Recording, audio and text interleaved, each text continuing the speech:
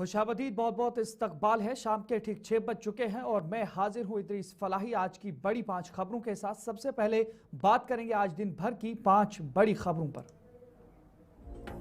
सबसे पहले आपको बताएंगे मनोज सिन्हा का अमरनाथ गुफा का दौरा, इंतजामात का उन्होंने जायजा लिया है, क्या कुछ मजीद रहा है आपको बताएंगे।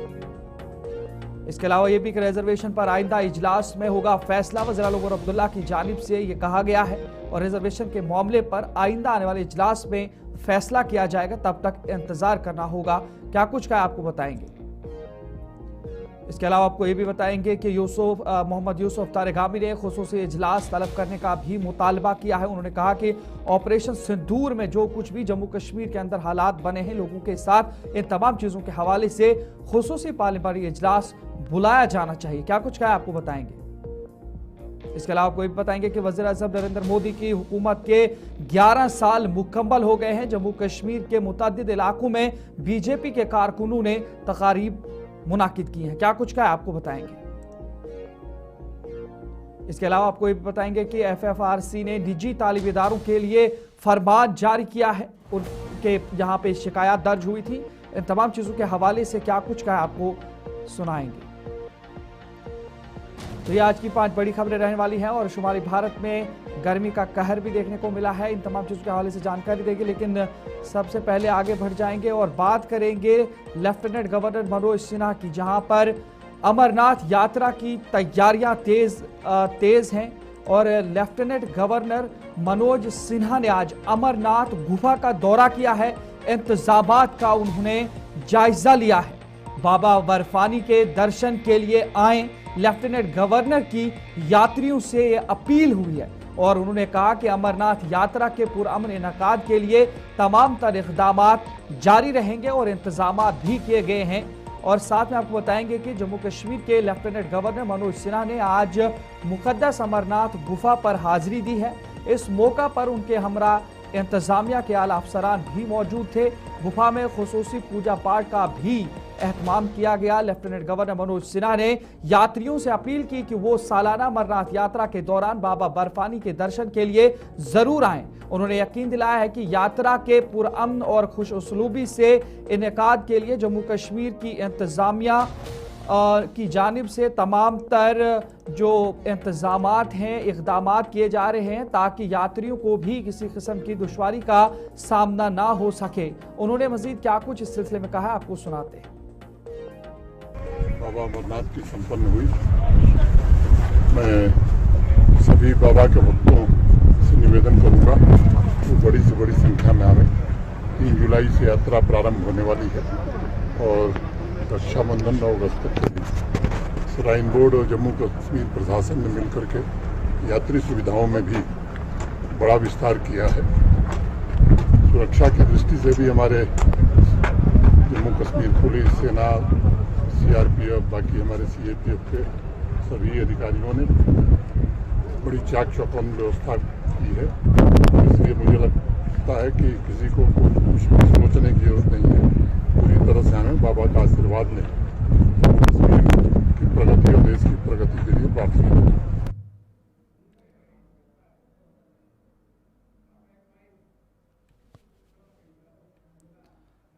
तो चले नाज़रीन, इसी तरीके से आगे बढ़ जाएंगे। एक और बड़ी खबर से आपको आगाह करेंगे, जहां पर वज़ीर आला उमर अब्दुल्ला की जानिब से रिजर्वेशन पर बयान जारी किया गया है। वज़ीर आला उमर अब्दुल्ला ने कहा कि रिजर्वेशन पर आइंदा इजलास में फैसला किया जाएगा।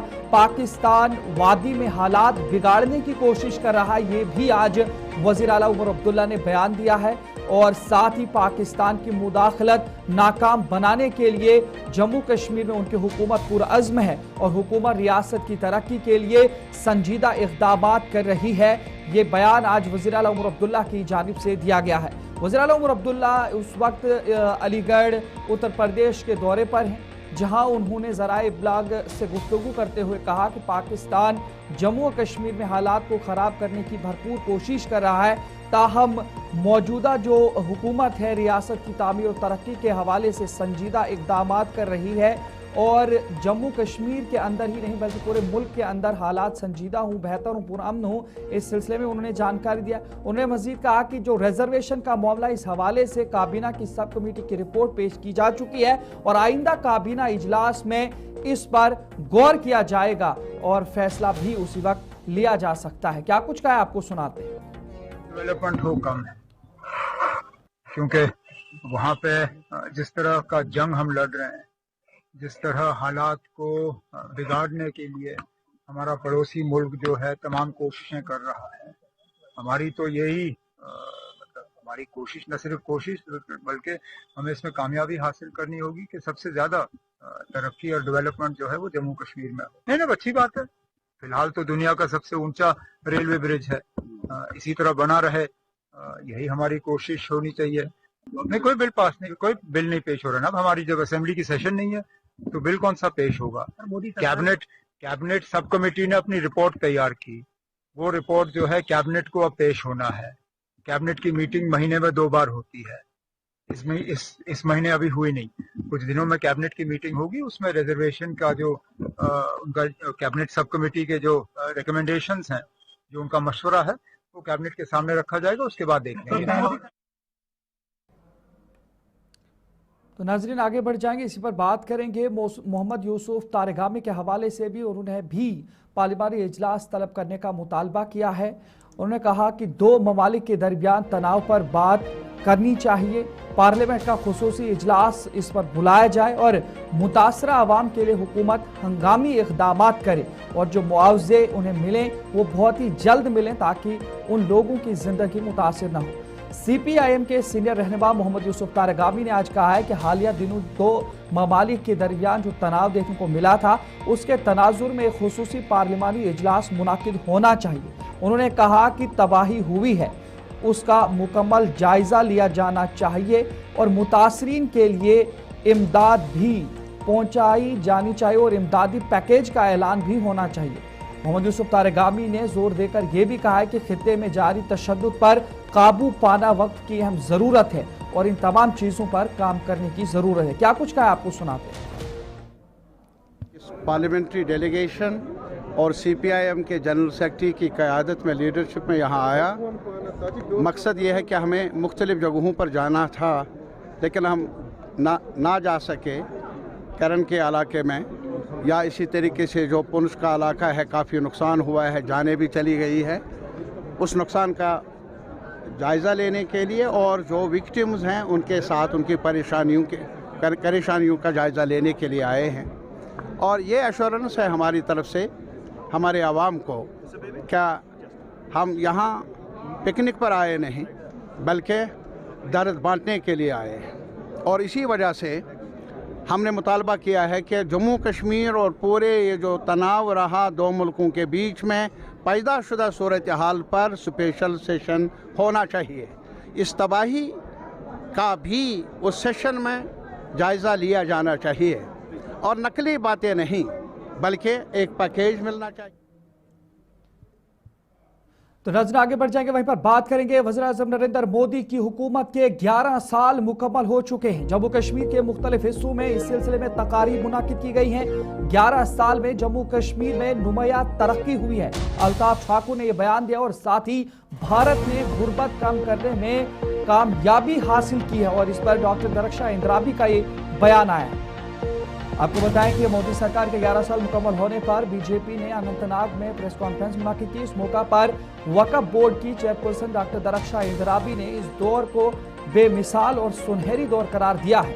उन्होंने कहा कि इन 11 सालों में अगर बात करें तो भारत ने बड़ी तरक्की हासिल की है और मुल्क को गुर्बत से निकालने में अहम कामयाबियां हासिल हुई हैं। डॉक्टर दरख्शां के मुताबिक ये अरसा अवामी फलाह तामीर, तरक्की और खुशहाली की नई राहों का दौर साबित हुआ है। क्या कुछ कहा है आपको सुनाते हैं।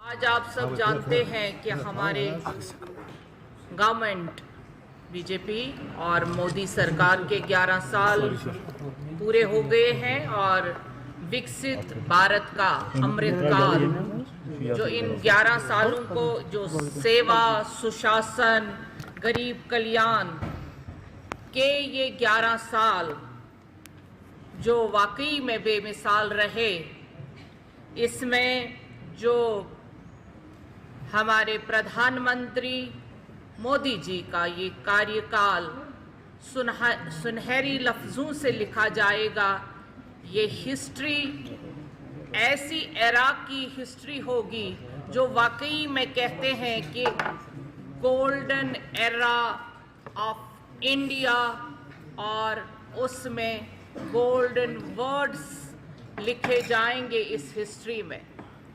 आप सब जानते हैं कि 2014 से पहले हमारे भारत में, हमारे इंडिया में जो कार्य चल रहा था उसमें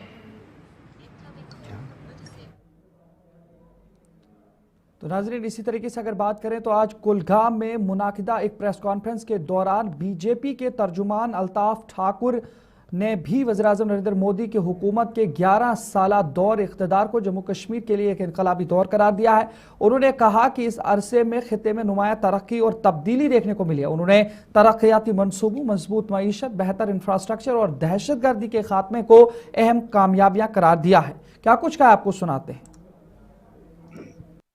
संकल्प नरेंद्र मोदी जी ने लिया है, उसको आगे लेके आज जो भी इलेक्शन हो, चाहे पार्लियामेंट इलेक्शन हो, चाहे असेंबली इलेक्शन हो, चाहे उसके लिए भी एक बिल पास की गई कि 33% की रिजर्वेशन है वो आज महिलाओं के लिए रखी जाएगी।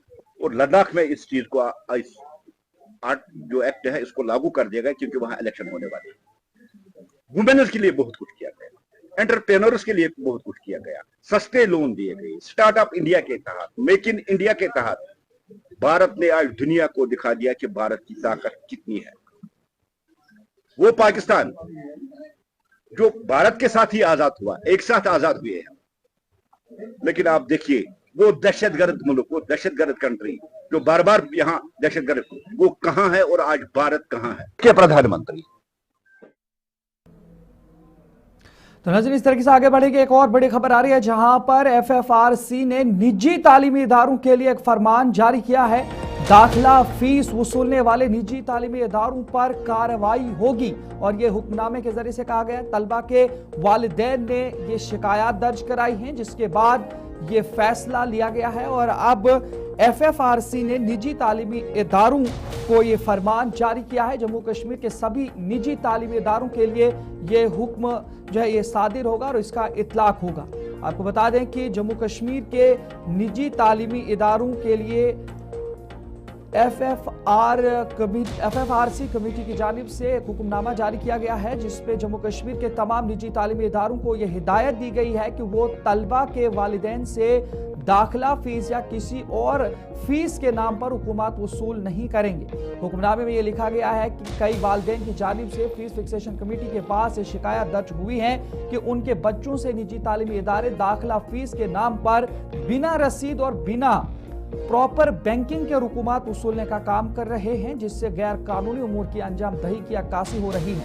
और उन्हीं शिकायत का इजाला करने के लिए FFRC कमेटी ने हुक्मनामा जारी करते हुए लिखा है कि ये सरासर Jammu Kashmir school education act 2002 के सेक्शन 20E1 की खिलाफ वर्जी हो रही है, जिसके लिए कमेटी की तरफ से वक्तन फवक्तन मंजूर की गई हिदायत और गलती करने वाले स्कूल के खिलाफ कानून के तहत सख्त कार्रवाई भी की गई है और आगे भी इस किस्म की जमानत दी गई है। कमेटी ने वालिदैन और बच्चों से खिलाफ वर्जी करने वाले इदारों की रिपोर्ट दर्ज कराने के लिए सरकारी ईमेल और कुछ नंबरात भी दिए हैं, जिन पर राब्ता करके वो अपनी शिकायत दर्ज कर सकते हैं, ताकि इस किस्म के गैर कानूनी काम से वालिदैन को जो छुटकारा मिल सके तालीमी इदारों के जरिए से, जहां पर उन्हें ज्यादा फीस वसूली जा रही है, जिसकी वजह से उन पर काफी ज्यादा दबाव बढ़ रहा है। और इस तरीके से अब ये शिकायत पहुंची थी FFRC कमेटी के पास, जिसके बाद ये हुक्मनामा जारी किया गया और हुक्मनामे में साफ तौर पर इन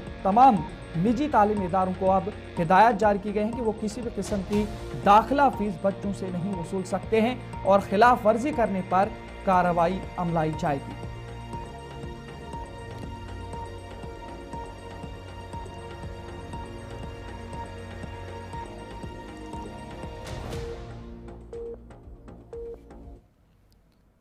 तो नज़रीन आगे बढ़ जाएंगे, वहीं पर बात करेंगे गर्मी के हवाले से। शुमाली भारत में गर्मी का कहर, जम्मू सूबे में 46 के पार पहुंची है दर्ज हरारत। श्रीनगर में 33.3 डिग्री सेल्सियस दर्ज कर ली गई है और आइंदा 5 रोज के लिए शदीद हीट वेव अलर्ट भी जारी कर दिया गया है।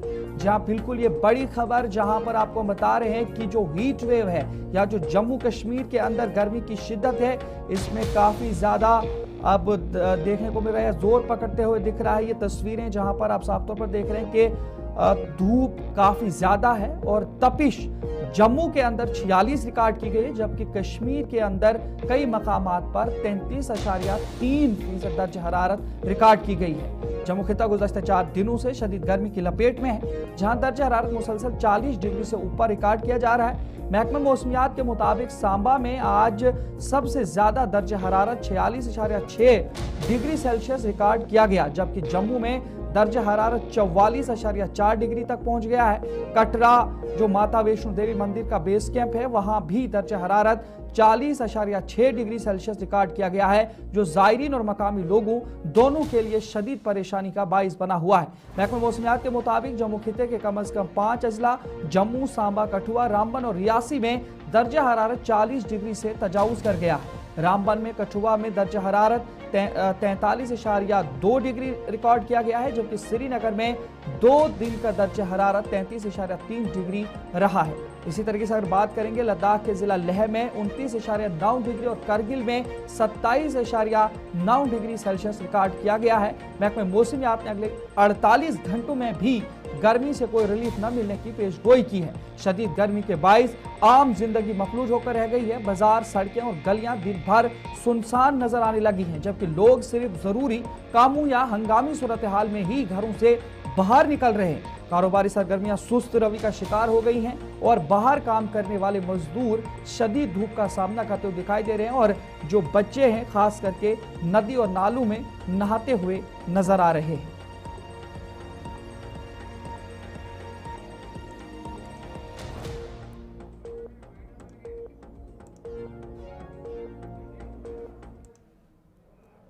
तो चलिए नाज़रीन, न्यूज सेंटर में फिलहाल इतना ही। अपने मेजबान इदरीस फलाही को इजाजत दीजिए। आप यूं ही देखते रहे गुलिस्तान न्यूज। तब तक के लिए अल्लाह हाफिज।